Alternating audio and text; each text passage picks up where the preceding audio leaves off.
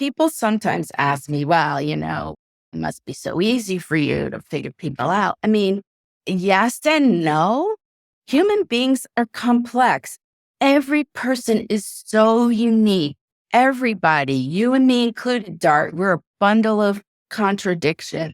So it's really about what about this individual really matters. We could write pages and pages and pages describing ourselves and our skills. And, there's got to be like 3 bullet points that are like, this is the essence of Dart. This is what you need to know about him. Welcome to the Work for Humans podcast. This is Dart Lindsley. I first learned of Dr. Laura Fifner while reading Matt Higgins' book, Burn the Boats. Matt wrote there that he simply won't hire a leader into one of his companies without having Laura interview them first. So I wanted to learn more about how she matches leadership capabilities to the needs of different companies. And she graciously agreed to give us an insider view into her practice and the work she does behind the scenes to make that happen. Laura is a leadership expert with over 25 years of experience helping organizations find and groom exceptional leaders. Laura received her Ph.D. from Purdue University in industrial and organizational psychology and is a licensed psychologist in the state of New York. She's the co-founder of Leadership Excellence Consulting, where she works with team leaders and entrepreneurs to help them to be their best and to do their best work. In this episode, Laura and I talk about what she tests for to determine if an executive is the right fit for a company, the purpose of an executive leader, and some universal attributes that great leaders have. We also discuss how to detect a narcissistic leader, whether or not leadership traits can be changed, the definition of character, and other topics. Laura even gives a great example of extracting information through a behavioral interview by interviewing me. If you enjoy Work for Humans, make sure to subscribe wherever you listen to podcasts. It really makes a difference to us. Without further ado, my conversation with Laura Fifner. Welcome, Laura Fifner, to Work for Humans. Thanks so much for having me, Dart. I first heard of your work when I was reading Matt Higgins' Burn the Boats, his book, Burn the Boats. And in it, he talked about how incredibly important it was to get the right leaders into your organization. And he said he would not hire somebody without having you interview them first. And so as soon as I saw that, I thought, I think we can learn a lot from you, Laura, about leadership and what kind of leaders we want inside our organizations and how we make that decision. So how do you describe your work and what you do? First of all, my work focuses on the senior levels in an organization.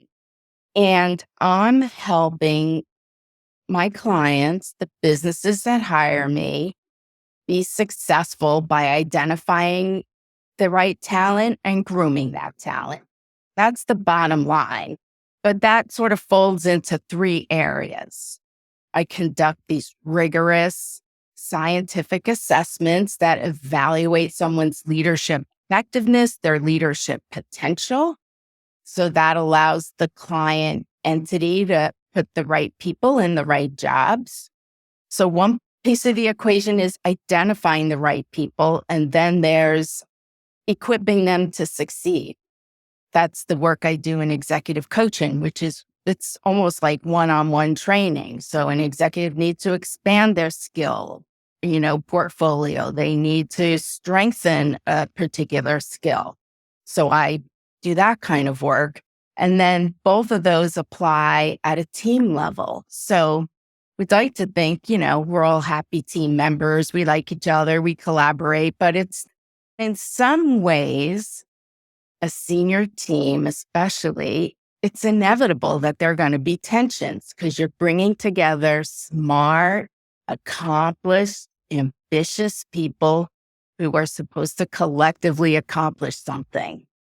And the odds of there not being any tension, any, rough patches are kind of low.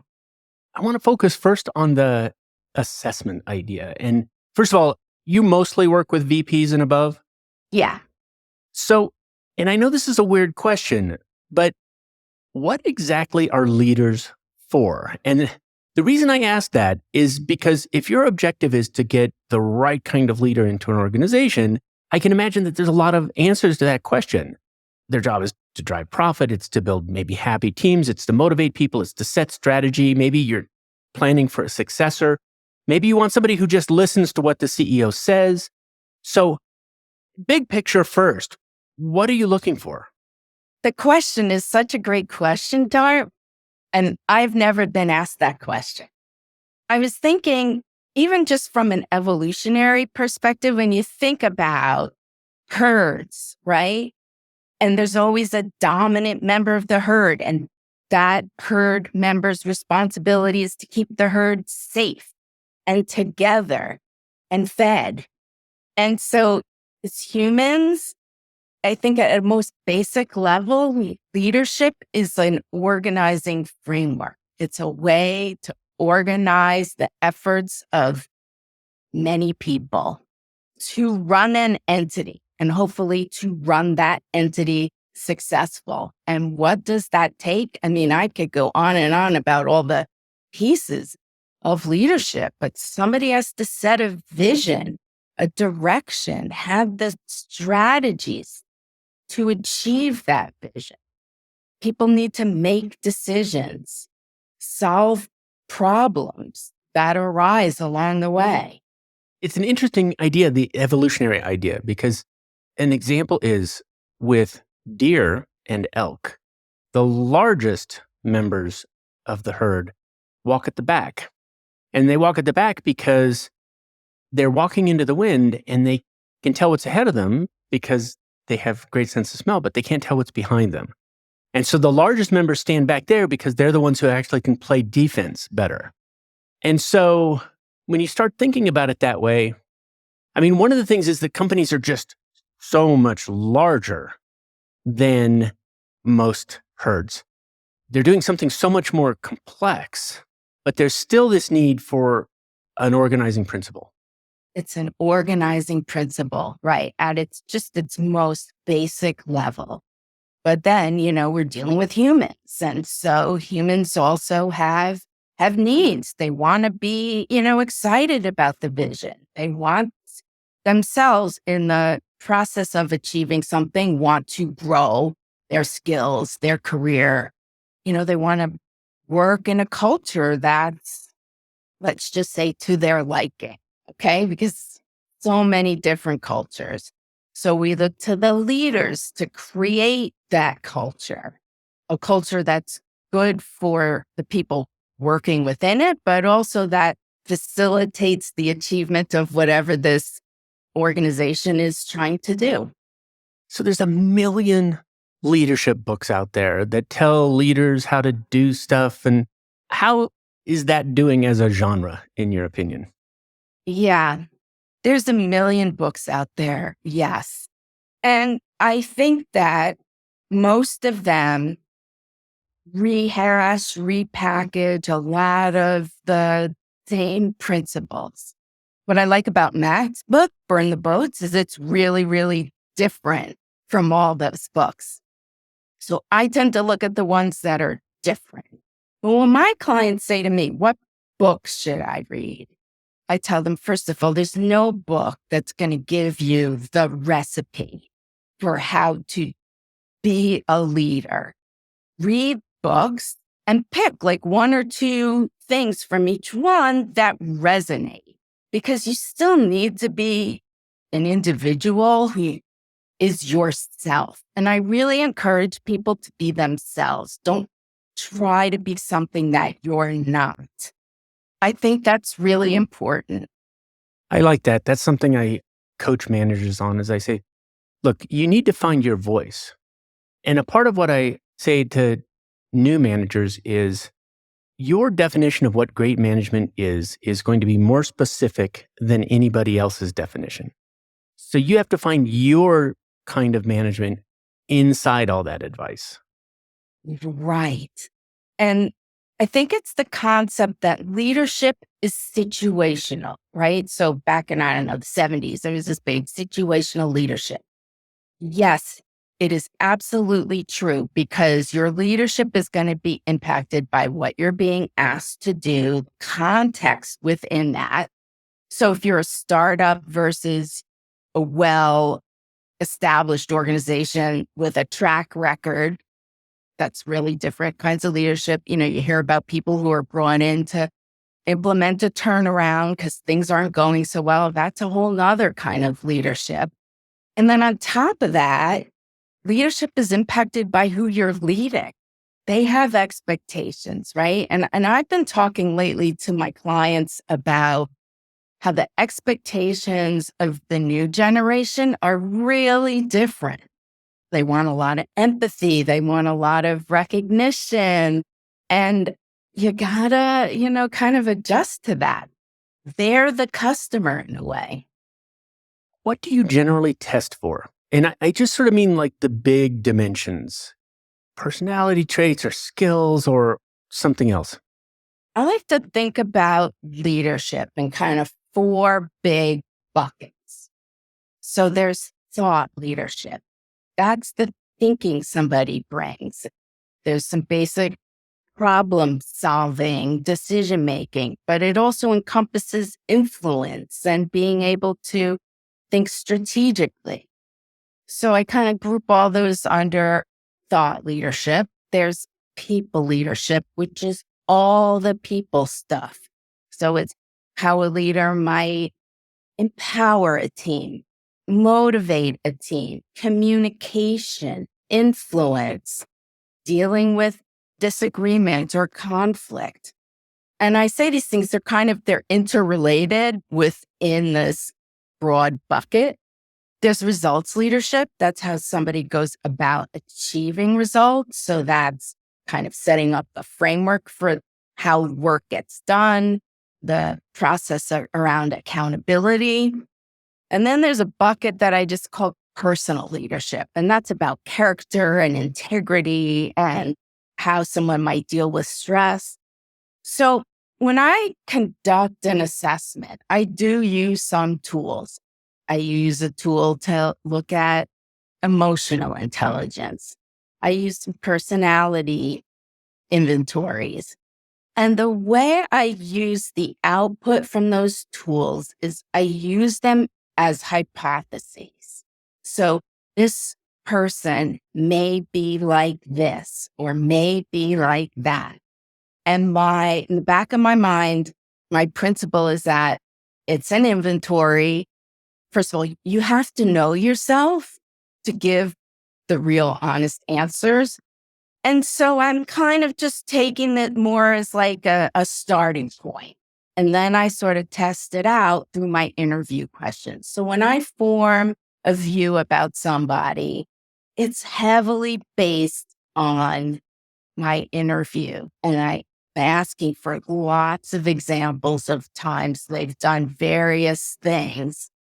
And I ask them for a level of detail around those examples so I get the real skinny. And that allows me to really see, as best I can, how they lead. I like that. It makes a lot of sense to me. I mean, all of those tests that sort of part people out into their pieces independently don't add up to behaviors. And so a lot of your interviewing is behavioral. Yep. And just for people who don't necessarily know that term, behavioral interviewing is all about asking, tell me a story about a time when you solved a particular problem like this. It's about past behavior and asking how people solve things. Right. Do you include hypotheticals? I don't include hypotheticals. Nope. I want to know the specifics of what they've done. Because again, I don't know what that's telling me, that they can, weave together a good story. I don't know that that means that that's what they would actually do. Here's another odd question. Do you take into account when you're talking to people what's going to make them happy in a role? And I ask that in part because what I've noticed is that a lot of people think that they're going to achieve happiness through advancement, and they're not. Right. Right. So here's the story about that, because the answer is yes. So I was doing an assessment for someone to be the CEO of this little startup. and there were two candidates, and one guy came with a track record of leading startups.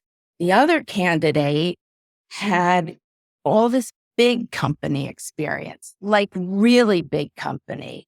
And so he was used to a lot of resources, not a lot of constraints. Businesses where he worked, are big ticket names. The things he worked on, you would have heard of. And I said to him, are you sure you'd want to go into this kind of environment where you're going to be like scrambling? You're going to be sticking a lot of fingers in the holes to plug things up. It's an interview for a job. So he said, yeah, no prob. Yes, I want to do this. And I told the client, really check into this. And what ended up happening in that situation was the person with startup experience ended up getting something else. And so they were left with this other candidate, and that's who they hired. The whole thing went under, and it happened so quickly that I don't think that person had anything at all to do with it. But I do wonder what would have happened and whether he really knew what he was getting himself into. Yeah, I can totally see that. Are there any universals, which is to say that attributes that all leaders should have or that all leaders should not have? I think when it comes to what they should have, I think it's things we should all probably have. I think it's integrity, it's character, having some, healthy values, being humble, some intellect, I think is important, and an ability to get the best out of the people around oneself. What is character? Character, I guess, is sort of what's encompassed by integrity, by having healthy values, not being too one-dimensional. There's some people who are so achievement-oriented that you kind of wonder where that could lead them or potentially lead them astray. So, you got to be a healthy human being, I guess. I happen to be down in Medellin, Colombia at the moment, and I've been talking to one of my artist friends down here. He coaches executives mostly on English, but one of his executives, who's the head of a bank down here, has asked him to do is read through all of Shakespeare, every single bit from beginning to end, and they did it. It was partially for the English, but it was partially just to develop a cultural depth and understanding. They finished it up. They moved on to the Iliad and the Odyssey. And so one of the kinds of breadth that I don't see very much in a lot of the businesses that I've been in is artistic breadth or artistic depth. So to see an executive like that who says, look, I want to get into a work of art and I want to understand it deeply, really impressed me. Right.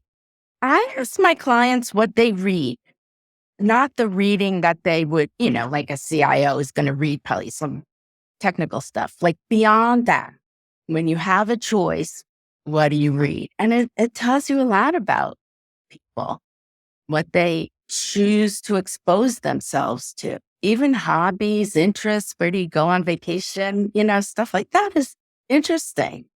I worked for one executive team that was proud of not reading, of not owning a book. It's the strangest experience. They were effective, I have to say, but was it fun for them? I don't know. They were a very effective team, honestly. But actually, on that point, I want to mention something. So getting back to your question about books, I rarely recommend a leadership book. I encourage people read. There is a lot to be learned about human nature, even by reading fiction. I've learned a lot reading biographies, for example. I love it, especially a well-written one can be like reading fiction. And I think you got to use your brain to extract the lessons when you're not reading the leadership cookbook. And I think it's a better way to do it. Yeah. You want to read about leadership, read Lear.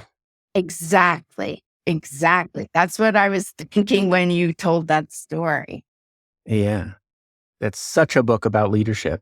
And I can think of a number of other examples. Art puts you in a position to think about things whole and emotionally, as opposed to analytically in their parts. And it's not something that everybody's practiced in. So you listed out some of the things that people should have. And I suppose that some of the things that they shouldn't have are the opposite of those. But if that's not the case, are there red flags that you look for? I think one of the things Matt talked about in the book was people who ascribe everything to themselves. In other words, that I did this, I did this, I did this, as opposed to noticing that in fact they didn't do everything themselves. Right. There's probably very little that one individual does by themselves within the realm of work, like just to be honest about it. So I think he's maybe reflecting on something around narcissism. But, I think that's a red flag. Micromanaging is a red flag. Lack of courage is a red flag. Someone who's unwilling to own mistakes, that's a red flag. I don't ask someone, what are your strengths and development needs? I ask, tell me about a time you made a mistake. And there are people who can't think of an example, or it's kind of a lame example.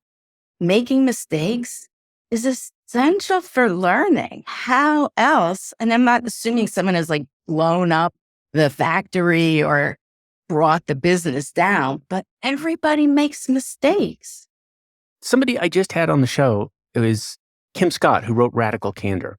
And one of the things she talks about in there is, I think, very closely related to ego, which is it's the opposite of having a fragile ego, which is it's being able to take criticism, being able to hear it, absorb it, having strong opinions that are loosely held. Right. And the other thing is you might be right, but then things change. The world changes, some circumstances change, and then the answer, if there is an answer, might need to morph. So being right at one point of time in time does not mean someone is right from that point on.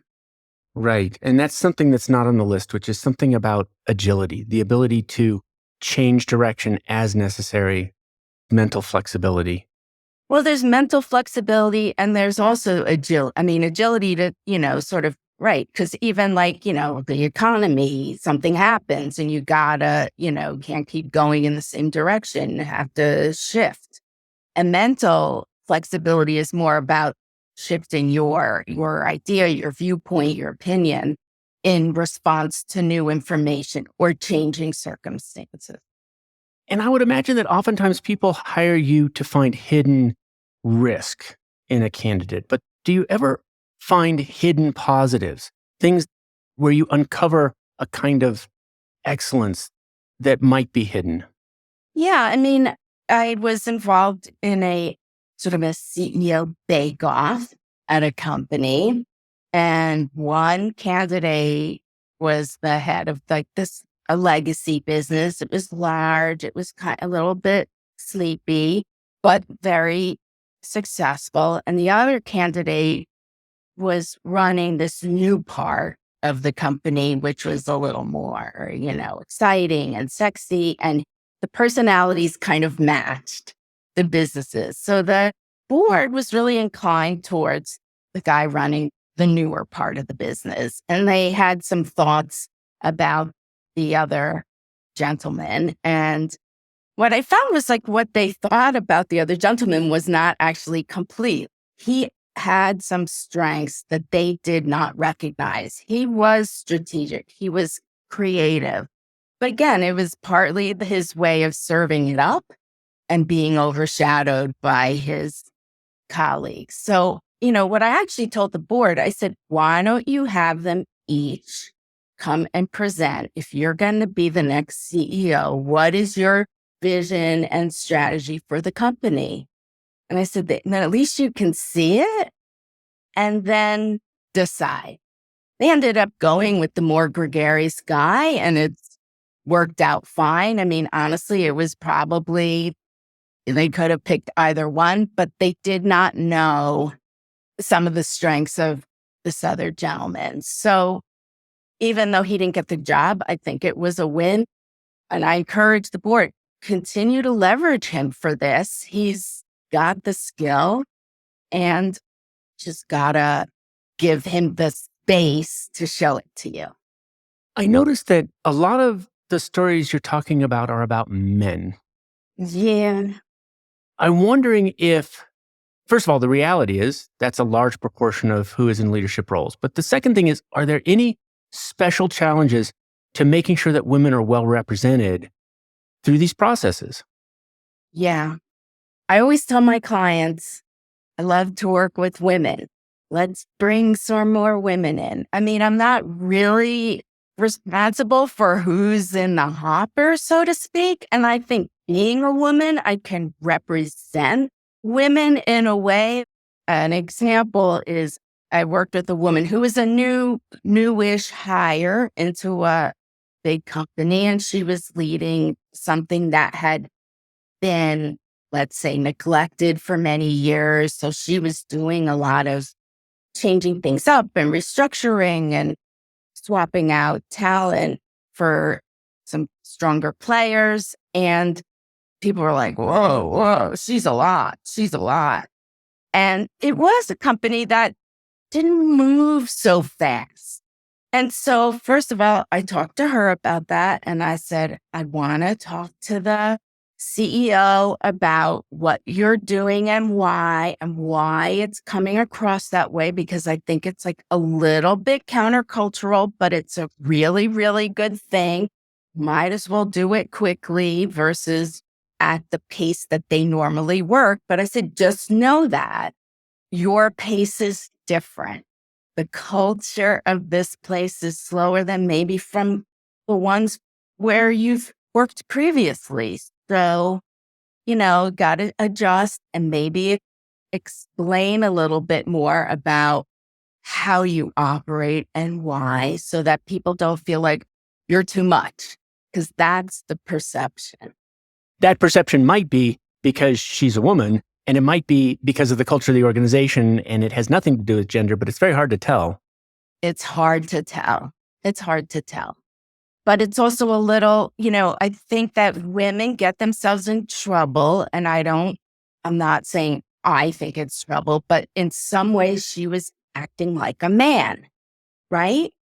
If I described this group of people, this leader did X, Y, and Z, is it male or female? Probably they would say male. There were some stereotypical male behaviors. I hate to say it. That's interesting. In that case, it's a question of who to coach. Well, that I said, I really want to talk to your boss and make sure he understands what's happening. So I'm like a surreptitious coach of other people. That's how I think about it, because I've become people's advocate when they're misunderstood. And I think it happens a lot. Yeah, that's super interesting. I have sort of a folk understanding of narcissism. I suspect most people who use the word narcissism have sort of a folk understanding of narcissism. Jeff Pfeffer came on the show. You may know his work. He's the Stanford professor who worked on a lot of things, but one of them is how power works. And he cited research showing that narcissists rise in companies quickly, often, but don't lead particularly well. And so, can you help unfolkify my definition of narcissism and talk a little bit about how you detect it? Okay, so I'm going to tell you first why narcissists rise in organizations. Because they're generally achievement oriented. They have a drive for power. They self-promote, right? So it sounds like, whoa, this person did this person did that. They can make a really good first impression. They're good at that. However, they are all about themselves and getting ahead versus getting along. So generally, in any situation, people either love them or hate them. So they take all the credit. They're controlling. There's no collaboration. They lash out at people who aren't on their side. You cannot give a narcissist feedback. They are impermeable to it, which is the problem. So narcissists, and it's also kind of related to borderline personality disorder. I am not a clinician, but this is my little research on it. It's very difficult for them to learn another way. Very, very difficult. And like everything, it's a spectrum. So you can have blaming narcissists and you can have ones that are a little more subtle, but they rise because they look assertive, they look leader-like. Yeah. And what you said about controlling, there's an authoritarian tendency in people often who acquire power. And I've been sort of on the show exploring the source of that. And I had a political scientist on the show, Bill Hurst, and I asked him, is that a personality trait? He didn't answer the question because that's not what political scientists do. He talked about something else when I asked that question. But is authoritarianism a trait or a behavior of narcissists in particular? Yes, I think so. Yes, because it's all about that. I think narcissism is the trait, and then it becomes authoritarian in a certain kind of environment. Yeah. Yeah. And it has to do with my ideas are right and you need to enact them. And I am going to enforce their enactment sort of thing. Or I will crush you. Yes. Yeah. To follow through on that. Yeah. Right.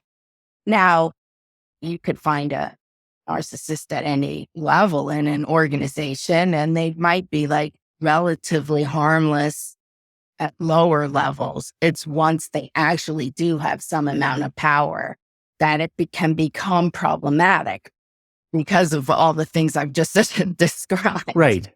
A borderline personality disorder that actually can affect people's lives is much more of a problem than a borderline personality disorder who can't. And so, Exactly. For sure, the truth is that leaders can be sort of automatically weaponized just because of the degree of power that they hold. Mm-hmm. Right. Right. And so, how do you detect it? A couple of ways. So first of all, one of the personality inventories I use has a measure of narcissism. So that's one way. Again, I take that as a hypothesis, and then I look for the examples to support or refute the hypothesis. It's not that hard.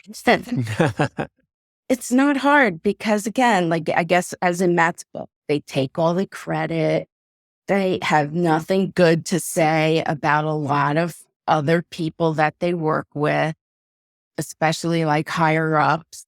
They don't respect the authority of others who actually have authority over them. They think they're smarter. They think they're more, whatever, more clever or better than. It comes out. It's not too hard to see.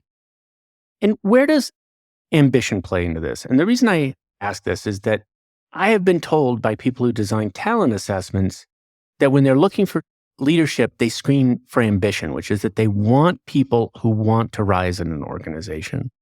And I've always been a little suspicious of that because it's this sort of theory. Anybody who wants to be president of the United States is probably not fit for the job because they have to be a little bit crazy to want to be that thing. And so, is ambition a necessary component of leadership? I think you need to have some amount of ambition because ambition, at least my understanding of ambition, is it doesn't necessarily have to be ambition to rise up the chain.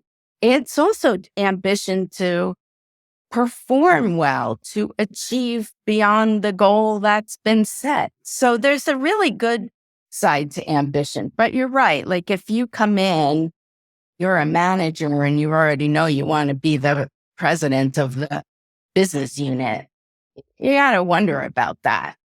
What I recognize is that the word ambition is because there's different kinds of ambition. One kind of ambition is to achieve positional authority. Another kind of ambition is, like my crazy ambition, is to figure out how everything works and how it fits together. It's a huge ambition, but it's not an ambition for positional power. Or there might be somebody who has an ambition to make a workplace that is the most employee-friendly on the planet. I mean, there's a lot of different things that could fall under the heading of ambition. Right. So what is the ambition geared towards is like kind of the follow-up to, okay, Dart, you have high ambition. We like you. Tell us more about it, right? Let's talk through the process you go through. One step of the process must be understanding what the company is looking for, what they need. Mm-hmm. Who do you talk to understand that? What are the attributes of the company? Because, it's interesting. We've talked about the attributes of people. We've got integrity, character, values, humility, intellect, people who can get the best out of people. But then there are attributes of companies that might determine what kind of person is going to fit into that company best. So what are some of those attributes? I ask questions like, I want to know, what do you need this person to do? What's the imperative? What's the surrounding context? Who is this person working with? And why are they not doing this job? Why are you, let's say, looking on the outside? And I want to understand culture, and I want to understand how they go about conducting business. Like, what is this thing? How does it work? So that I can then interpret what I'm hearing through that lens.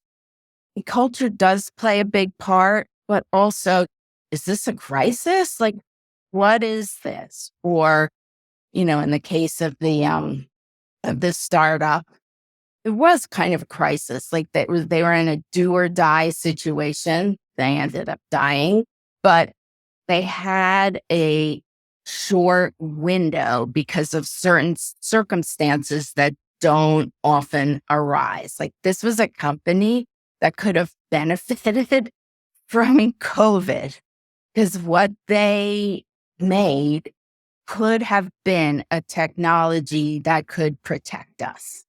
So who do you talk to when you're trying to understand what the company needs?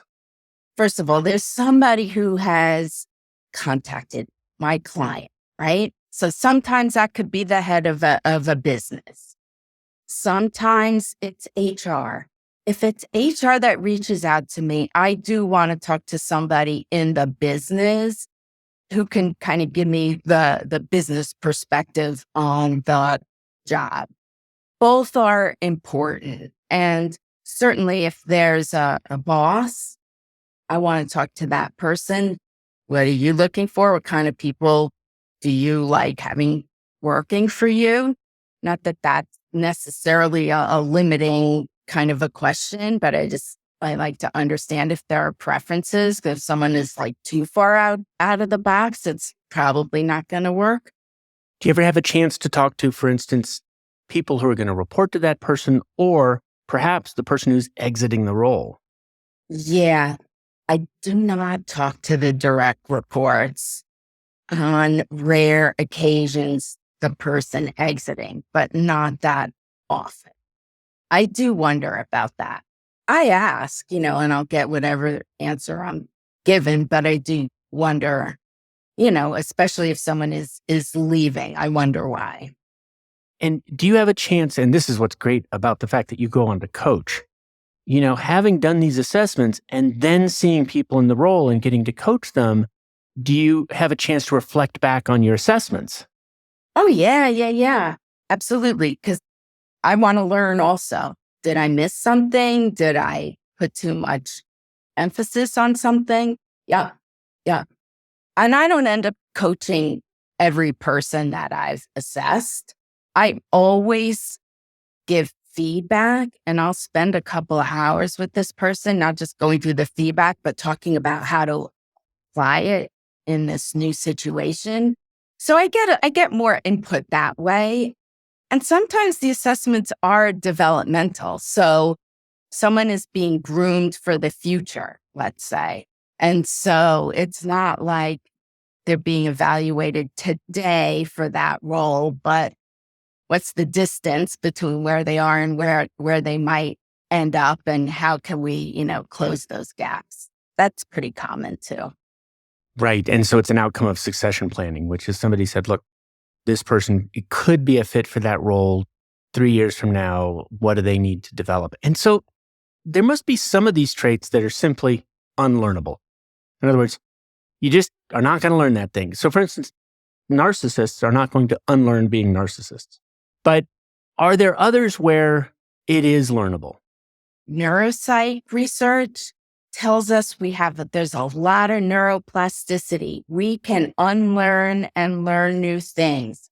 It's a matter of motivation in the right environment and practice. So for example, someone who's an introvert could learn to speak up. It's still not going to be the life of the party, but at work could learn to have a voice and speak up and be engaged in the conversation. Maybe not in time, right? Well, there's that, right?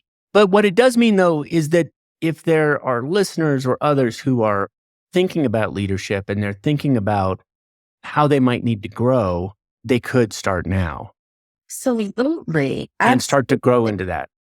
And it's an interesting path to think about, not just how do I advance, not just how do I get promoted, but how do I grow into the kind of leader that could be a big influence inside a company.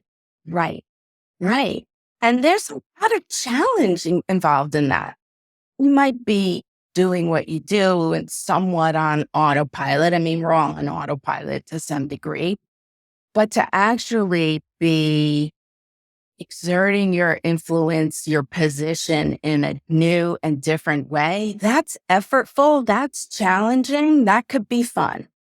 One general question is there anything new in the research? I mean, the truth is that the tools we have to do cognitive research have gotten so advanced, but I often feel like they're just parting us into smaller pieces and looking at mechanisms in our brains.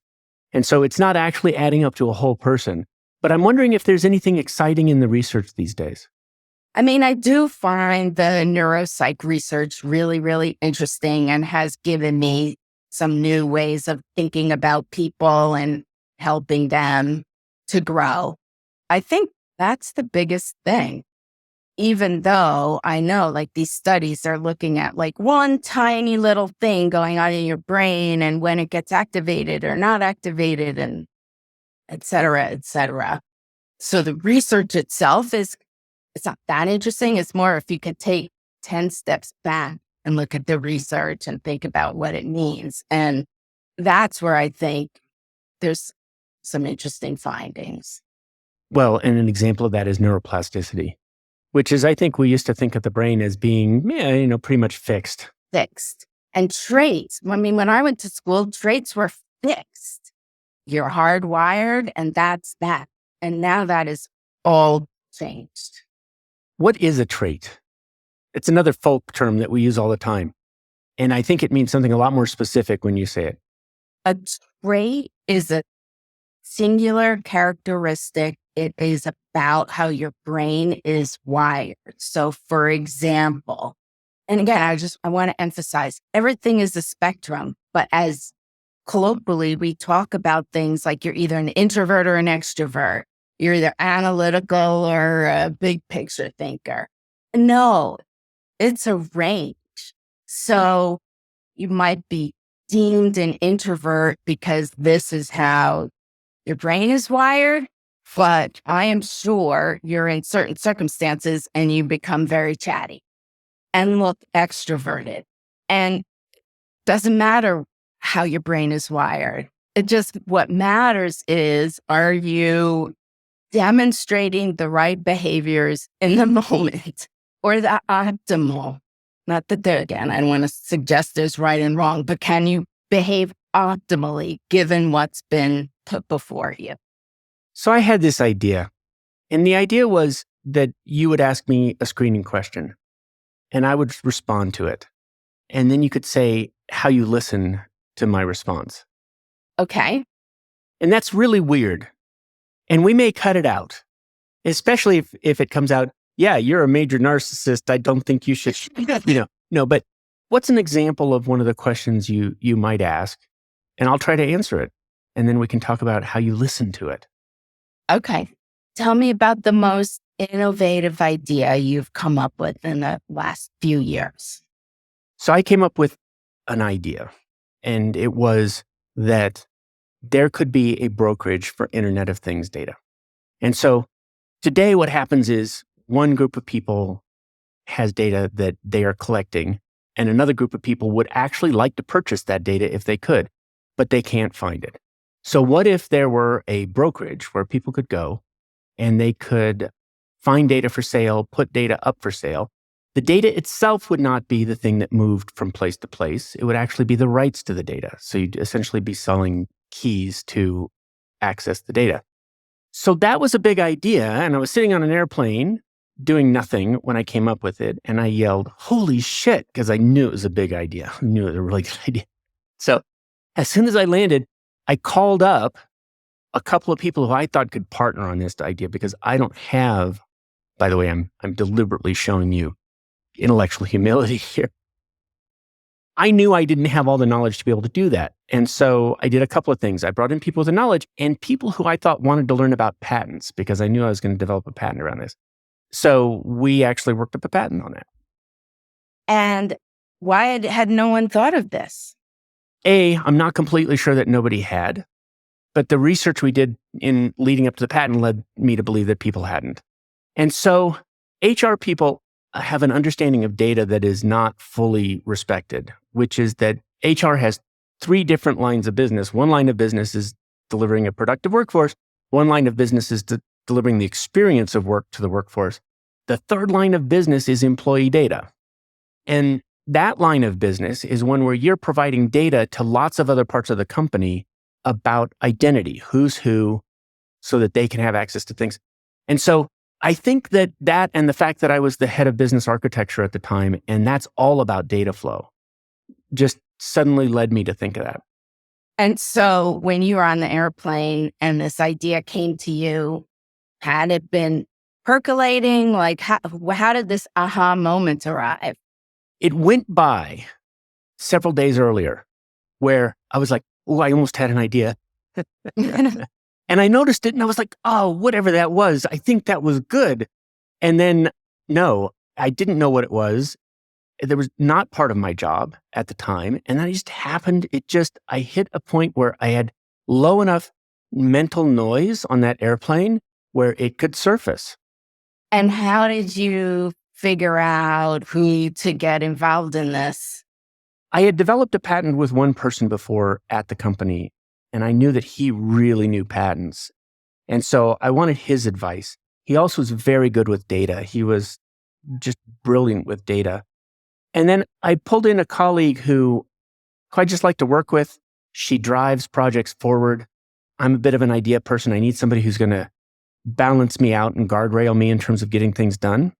But also, I thought she might really enjoy it as a part of her job. She was on my team.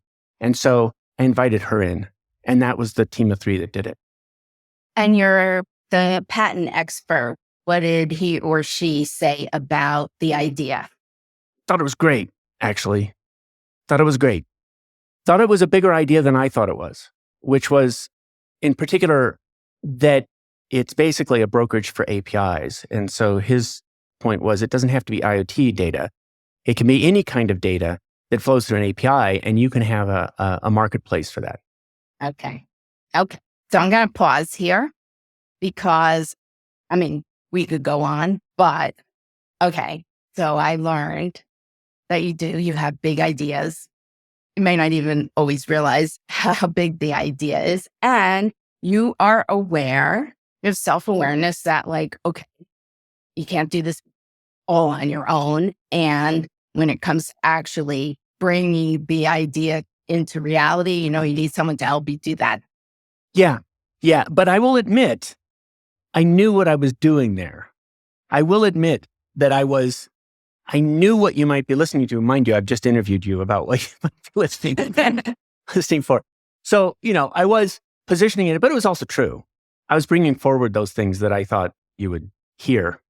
Yeah. It was a little bit of a hard example for me, the example you gave, because I'm like, oh, this is not what I know anything about. It's not what I knew very much about when I started. It wasn't something that I knew a lot about either. And the thing is that when you work in a company, your intellectual property is not your own. So I went through about a day where I said, oh, I should really get rich with this. And then I said, no, I don't care to. And B, I signed a contract that said that my intellectual property is not my own. And this is close enough to the core of my business at that time that I thought that I should go through the official channels. You know what that is, Dart? That's character, what you just said. The first day was not character. The second day was character. We all have thoughts that are not meant to be shared. And there are things we don't act on. And that is fair to keep inside your head. Yeah. Right? No, I agree. And human beings are complex. People sometimes ask me, well, it must be so easy for you to figure people out. I mean, yes and no. Every person is so unique. Everybody, you and me included, Dart, we're a bundle of contradiction.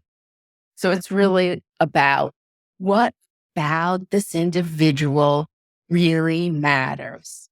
We could write pages and pages and pages describing ourselves and our skills. And, there's got to be like 3 bullet points, maybe 4, that are like, this is the essence of Dart. This is what you need to know about him. So there's a question I ask at the end of every interview, which you may have seen in my notes, which is an odd one, which is, what job do you hire your job to do for you? What job do I hire my job to do for me? Yes. So your job hires you to do something for your clients. What do you hire it to do for you?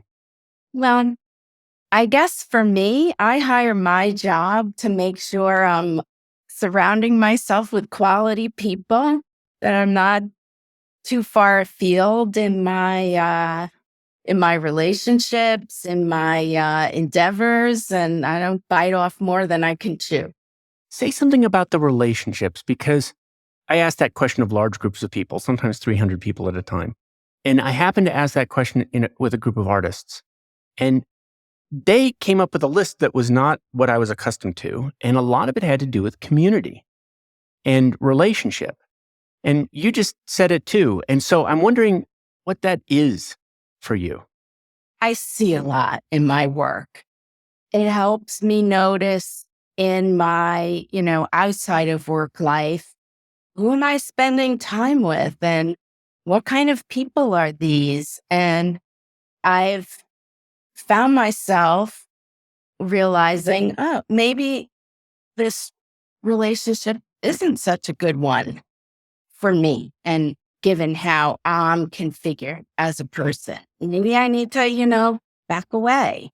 So I pay more attention to that. When I was younger, I was just like, whatever, I'm surrounded by whomever. It's fun. We do this, we do that. And now I am like so much more selective. I think that happens anyway as we age, right? There's research that shows we do become a little more, lack of a better word, introverted as we age. Not that you become an introvert, but, a little less extroverted. Maybe that's a better way of saying it. Do you find that your job requires you to work on yourself? Yep. In what ways?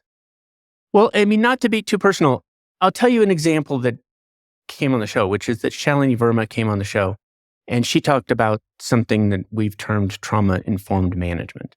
And a part of that was that she had to get past a lot of her own personal triggers and really understand them to get to the point where she could quiet herself to a level where she could hear what people on her team were saying. And so there was a kind of a healthiness that she had to achieve to do that. Right.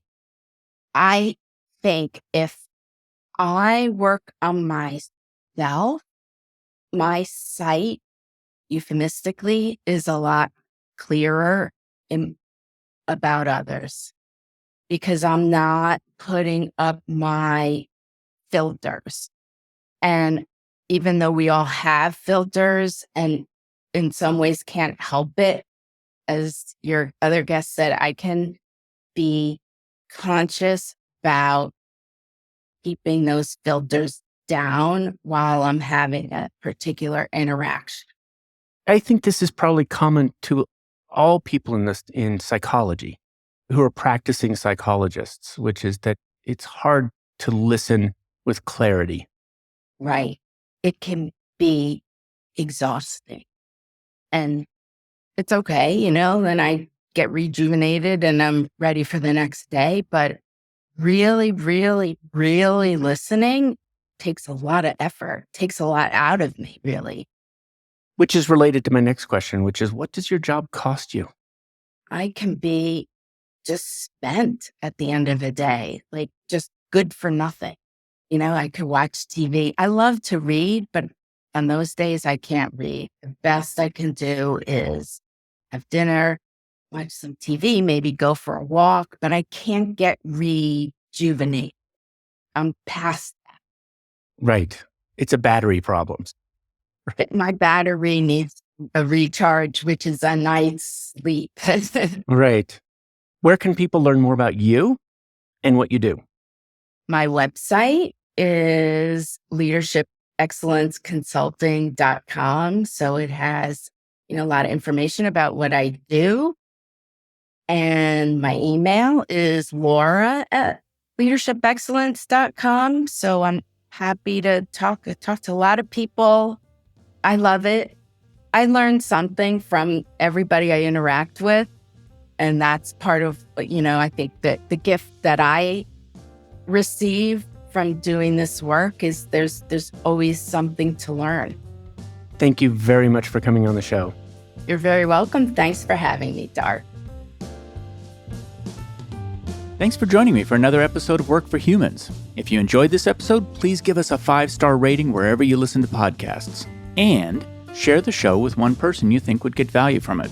Believe it or not, this really helps us grow the show and reach more people who want to build the kind of work that people really want. As always, thank you to my producer, Jason Ames at Ninth Path Audio for his insights into content and his high standard for quality. Final note, the opinions shared here are my own and not the views of Google or Cisco Systems. Thanks again for listening. See you next time.